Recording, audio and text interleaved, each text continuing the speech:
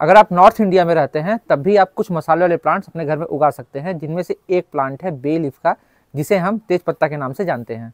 आप मेरे पास जो ये प्लांट देख रहे हैं ये सिनामोमम तमला है, जिसे Indian bay leaf, Malabar leaf, Indian cassia या फिर मालाब्राथम कहते हैं।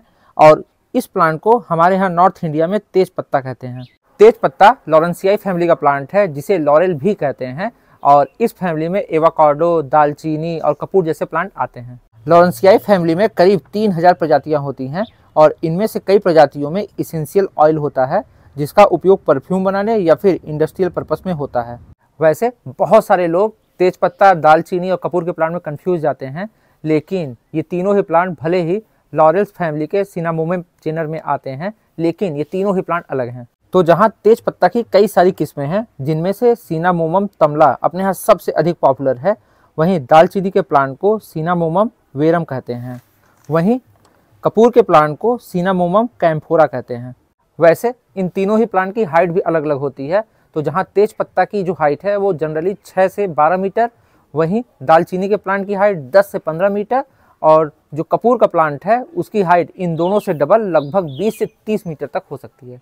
वहीं तीनों प्लांट की पत्तियों में भी डिफरेंस होता है। वैसे कपूर के पौधे की पत्तियों का स्मेल इन दोनों प्लांट के पौधों की पत्तियों की स्मेल से बिल्कुल डिफरेंस होता है, और उसकी पत्तियों की वेन्स की अरेंजमेंट अल्टरनेट होती है।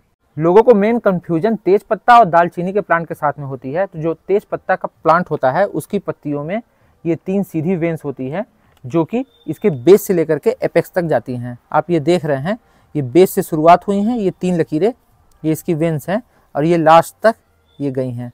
ये देखिए दूसरी पत्ती, तो ये 3 सीधी लकीरें ये कुछ इस तरीके से तेज पत्ता के प्लांट में होती हैं। वहीं ये लकीरें दालचीनी के प्लांट में इरेगुलर होती हैं, और दालचीनी के पत्तों की जो साइज होती है वो तेज पत्ता के कंपैरिजन में थोड़ी छोटी होती है, और उनका कलर भी डल ग्रीन होता है। वहीं तीनों प्लांट की क्लाइमेट एडाप्टेबिलिटी थोड़ी सी डिफरेंट है। तेज पत्ता का प्लांट ट्रॉपिकल और सब ट्रॉपिकल एरिया के पहाड़ों में पाया जाता है, और वहीं कपूर का पौधा भी दोनों रीजन्स में चल सकता है, लेकिन दालचीनी का पौधा सिर्फ और सिर्फ ट्रॉपिकल एरिया के लो लैंड्स में ही चलता है। इसका मतलब है कि अगर आप नॉर्थ इंडिया में रहते हैं, जो कि सब ट्रॉपिकल रीजन में आता है, जैसे कि मध्य प्रदेश, उत्तर प्रदेश, बिहार, दिल्ली आदि, तो ऐसे एरिया में आप तेज पत्ता और कपूर दोनों ही प्लांट को लगा सकते हैं। लेकिन दालचीनी का पौधा हाई ह्यूमिडिटी वाले एरिया जैसे कि समुद्र के पास वाले एरियाज या स्टेट में ही चलेगा।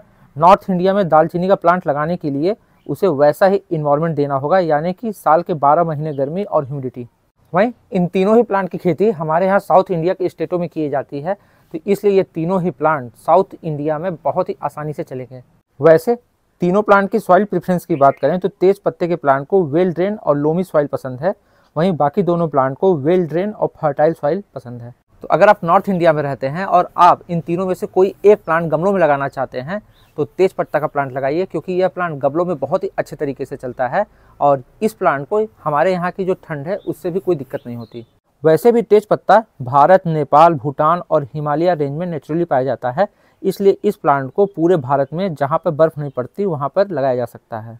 वहीं दालचीनी साउथ इंडिया, श्रीलंका और साउथ ईस्ट एशिया के ट्रॉपिकल एरिया में ही अच्छा चलता है, और कपूर का जो पौधा होता है वो चाइना, जापान, कोरिया और वियतनाम का नेटिव है।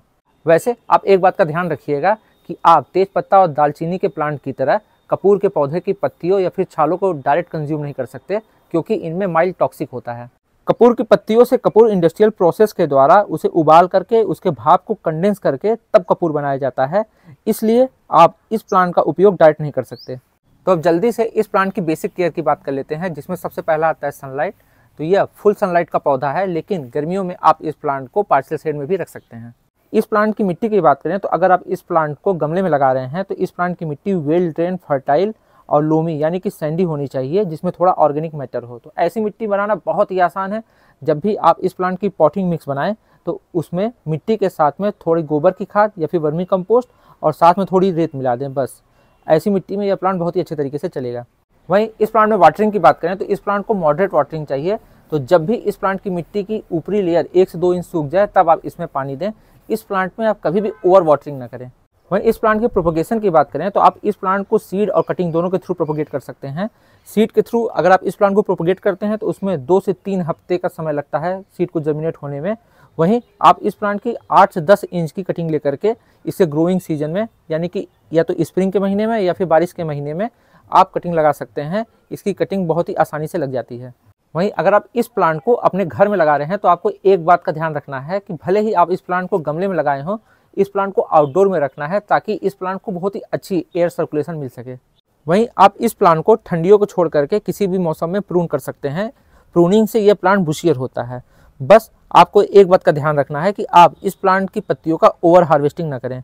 वहीं इस प्लांट में फर्टिलाइजर की बात करें तो इस प्लांट को फ्रीक्वेंट फर्टिलाइजिंग की ज़रूरत नहीं है। आप इस प्लांट में स्प्रिंग और ऑटम के महीने में बस साल में 2 बार इसमें कोई भी ऑर्गेनिक खाद दे देते हैं तो इस प्लांट के लिए बेटर होगा। वैसे अगर आप इस प्लांट में बहुत ज़्यादा फर्टिलाइजिंग करते हैं और बहुत जल्दी फर्टिलाइजिंग करते हैं तो इस प्लांट की जो लीफी ग्रोथ है वो बहुत ही ज़्यादा होगी, लेकिन उससे एक नुकसान भी होता है। जो इसकी पत्तियों में इसेंशियल ऑयल होता है उसकी क्वांटिटी कम हो जाती है, तो जिससे इसकी पत्तियों का जो टेस्ट है वो थोड़ा फीका हो जाता है। तो आज के वीडियो बस इतना ही। जल्दी मिलते हैं नए वीडियो के साथ में, तब तक के लिए बाय बाय।